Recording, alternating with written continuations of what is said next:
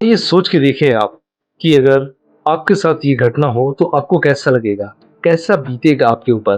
किसी घटना में, किसी एक्सीडेंट में या किसी कारणवश आपका पति या आपकी पत्नी आपसे बिछड़ जाती है, लेकिन आप वर्षों तक इंतज़ार करते हैं कि एक दिन वो आ जाएँगे और हमारी ज़िंदगी सँवर जाएगी। इस केस में भी ठीक ऐसा ही हुआ। एक महिला जिसका पति 7 सालों से लापता था, लेकिन वो उम्मीद लगाए बैठी थी। उसका एक 7 साल का बेटा था। वो बेटा भी उम्मीद लगाए बैठे था कि मेरे पापा एक दिन आएँगे, मुझे लाड-दुलार करेंगे, मुझे प्यार करेंगे। लेकिन पापा तो आने से रहे। लेकिन माँ जो थी वो इंस्टाग्राम की रील स्क्रॉल कर रही। जी हाँ, उत्तर प्रदेश के हरदोई का मामला है।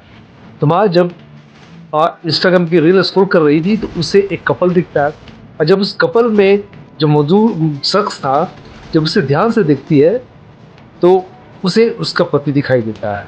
अब उसे एक बार धोखा होता है, विश्वास नहीं होता अपनी आँखों पे।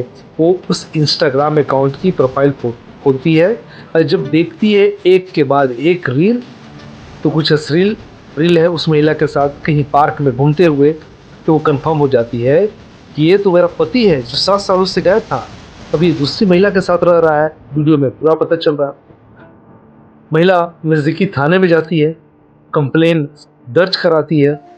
पुलिस को ये भी बताती है कि 2018 में हमारी शादी हुई थी, लेकिन शादी के बाद इनके घर वाले और ये मुझ पे दहेज का दबाव बनाने लगे, सोने की चैन, गाड़ी मांगने लगे, मारपीट करके जैसे-तैसे मुझे मेरे मायके वापस भेज दिए। फिर हमने इन पर जो है कि दहेज का मानहानि का केस कर और उसके कुछ महीनों बाद जो कि मेरे पति गायब हो गए, जिसके गायब का जो सारा इल्ज़ाम है, मेरे ससुर ने, मेरी सास ने हमारे घर वालों पे लगाया। लेकिन कहते हैं ना, कातिल या जो क्रिमिनल है कितना भी शार्प माइंड क्यों ना हो, उसकी गुनाह की सजा उसे मिलती है और उसके कारनामे सामने आ ही जाते हैं, जैसा कि इस केस में हुआ।